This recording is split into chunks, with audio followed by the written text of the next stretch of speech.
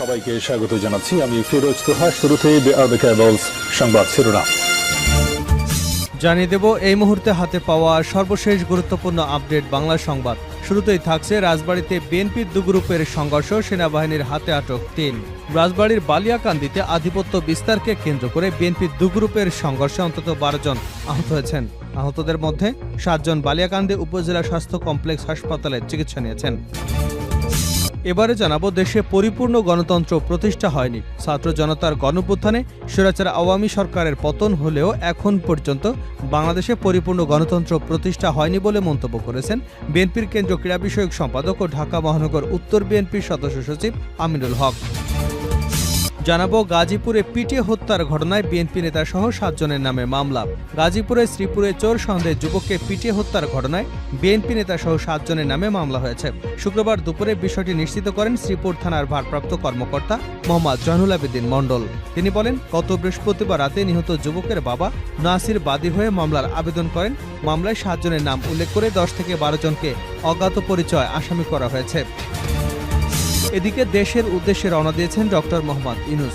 জাতিসংঘের সাধারণ পরিষদের ৭৯তম অধিবেশন, অন্য উচ্চ পর্যায়ের দ্বিপাক্ষীয় বৈঠক এবং অনুষ্ঠানে যোগদান শেষে ঢাকার উদ্দেশ্যে নিউ ইয়র্ক ত্যাগ করেছেন অন্তর্বর্তী সরকারের প্রধান উপদেষ্টা ডক্টর মোহাম্মদ ইউনূস। প্রধান উপদেষ্টার প্রেস সচিব শফিকুল আলম গণমাধ্যমকে বলেন, প্রধান উপদেষ্টা ও তার সফর সঙ্গীদের বহনকারী কাতার এয়ারওয়েজের একটি বাণিজ্যিক ফ্লাইট শুক্রবার স্থানীয় সময় রাত ৯টার দিকে ঢাকার উদ্দেশ্যে নিউ ইয়র্কে জন এফ কেনেডি আন্তর্জাতিক বিমানবন্দর ত্যাগ করে। ফ্লাইটটি ২৯ সেপ্টেম্বর বাংলাদেশ সময় রাত ২টা ১৫ ঢাকা শাহজালাল আন্তর্জাতিক বিমানবন্দরে অবতরণ করবে বলে আশা করা হচ্ছে। জানিয়ে দেব, ৪ স্থানে ওবায়দুল কাদের সহ ৭৫০ জনের বিরুদ্ধে মামলা। বৈষম্য বিরোধী ছাত্র আন্দোলনে গুলি করে হত্যা ও পরিকল্পিত হামলার অভিযোগে ওবায়দুল কাদের এবং আসাদুজ্জামান খান কামাল সহ ৭৫০ জনের বিরুদ্ধে মামলা হয়েছে। ঢাকার সাভার, খুলনা, গাজীপুরের কালিয়াকৈর এবং টাঙ্গাইলের মধুপুরে বুধ ও বৃহস্পতিবার এসব মামলা হয়।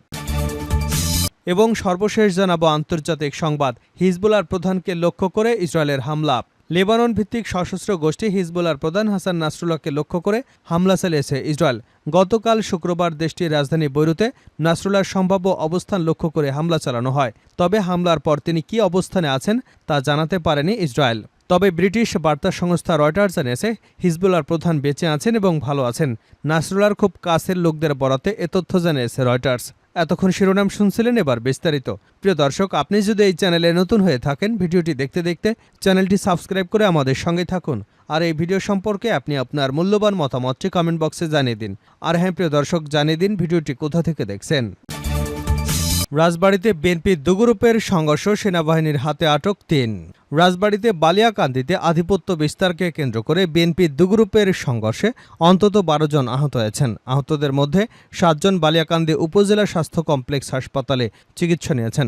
শুক্রবার রাত ৮:৩০টার দিকে বালিয়াকান্দি চৌরঙ্গি মোড়ে দু গ্রুপের মধ্যে এ সংঘর্ষের ঘটনা ঘটে। হাসপাতালে চিকিৎসা নেওয়া ব্যক্তিরা প্রত্যক্ষদর্শীরা জানান, বালিয়াকান্দি উপজেলা বিএনপির সাধারণ সম্পাদক গুলাম সারোয়ার ভূঁইয়াকে সাবেক সাধারণ সম্পাদক খন্দকার মশিউল আজম চুনুর ছেলেসহ তার লোকজন লাঞ্ছিত করে। বিষয়টি জানাজানি হলে উভয় পক্ষের মধ্যে উত্তেজনা দেখা দেয়। পরে রাত ৮:৩০টার দিকে বালিয়াকান্দি শহরের চৌরঙ্গি মোড়ে দু গ্রুপের মুখোমুখি সংঘর্ষে জড়িয়ে পড়ে।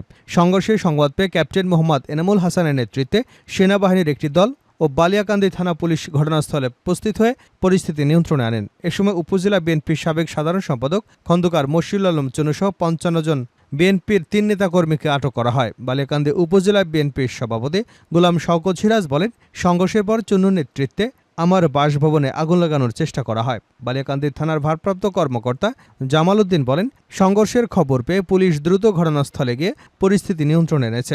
এ ঘটনায় চুন্নুসহ ৩ জনকে আটক করা হয়েছে। এ বিষয়ে মামলার প্রস্তুতি চলছে।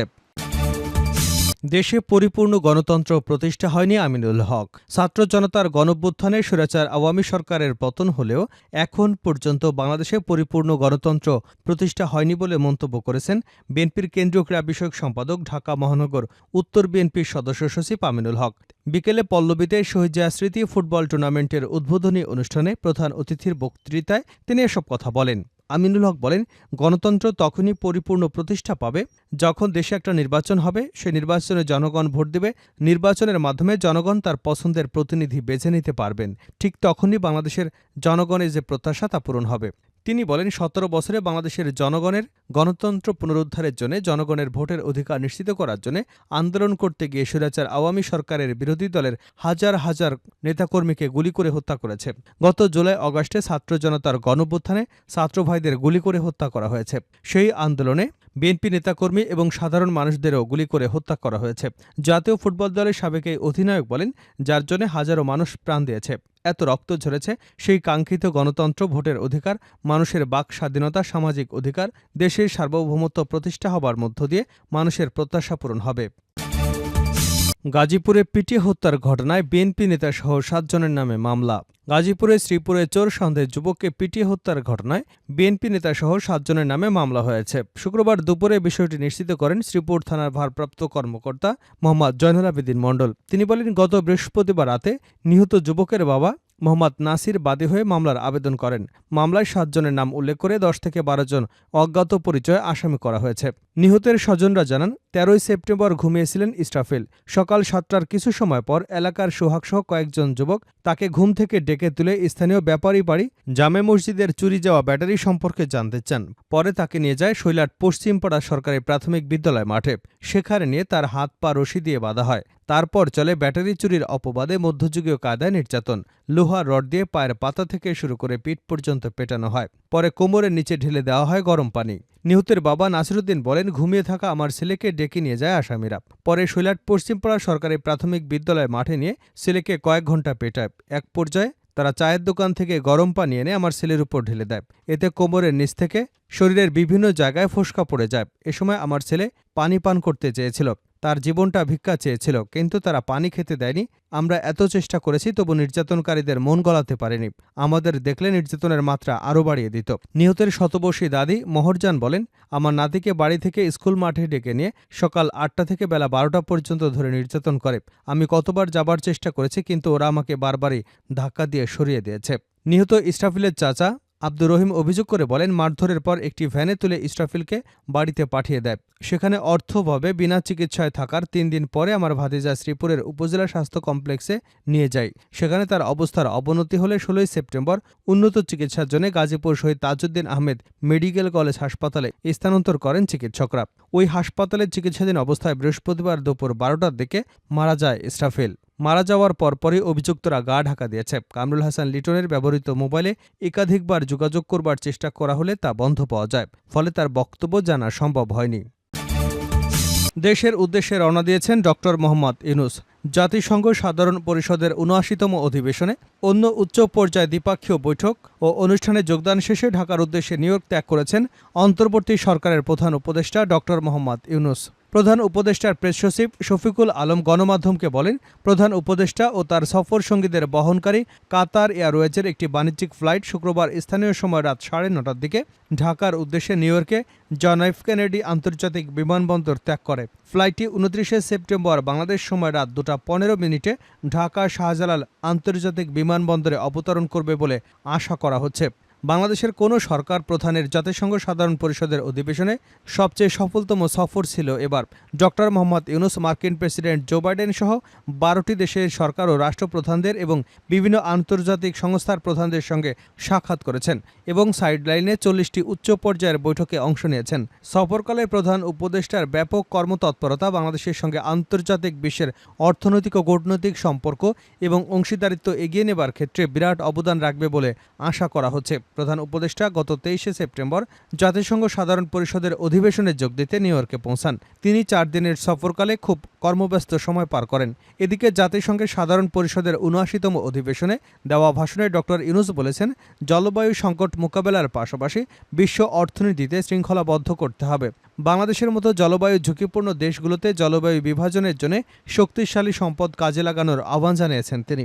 বাংলায় দেওয়া ভাষণে অধ্যাপক ইউনূস বলেন, সুনির্দিষ্টভাবে বলতে গেলে আমাদের জীবন রক্ষাকারী প্রযুক্তিগুলোর সুবিধা দরকার, বিশেষত কৃষি, পানি এবং জনস্বাস্থ্যে, যেখানে পরিমিত সমাধান বা উদ্ভাবন লাখো লাখো ঝুঁকিপূর্ণ জনগোষ্ঠীকে বাঁচাতে পারে। তিনি আরও বলেন, জলবায়ু পরিবর্তন সবার জন্য অস্তিত্বের হুমকি হয়ে দাঁড়িয়েছে এবং এই গ্রীষ্মের স্মরণকালে তাপপ্রবাহ বিশ্বকে জলবায়ু প্ররোচিত পরিবর্তনের কথা কথা স্মরণ করিয়ে দিয়েছে। প্রধান উপদেষ্টা বলেন, আমাদের যা প্রয়োজন তা হলো জলবায়ুতে ন্যায় বিচার, যাতে দায়িত্বজ্ঞানহীন পছন্দ বা উদাসীন পদক্ষেপ বা ক্ষতির হিসেব করা হয়। তিনি বলেন, দীর্ঘমেয়াদী ক্ষতি, চারিদিকে অপূরণীয় ক্ষতি হচ্ছে। আমরা জীববৈচিত্র্য হারাচ্ছি।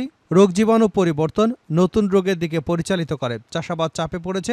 আবাসস্থলের জন্য হুমকিস্বরূপ। সমুদ্র পৃষ্ঠের উচ্চতা বৃদ্ধি, লবণাক্ততা জীববৈচিত্র্যকে ধ্বংস করেছে। শেষ করছে আন্তর্জাতিক সংবাদ দেব। হিজবুল্লাহর প্রধানকে লক্ষ্য করে ইসরায়েলের হামলা। লেবানন ভিত্তিক সশস্ত্র গোষ্ঠী হিজবুল্লাহর প্রধান হাসান নাসরুল্লাহকে লক্ষ্য করে হামলা চালিয়েছে ইসরায়েল।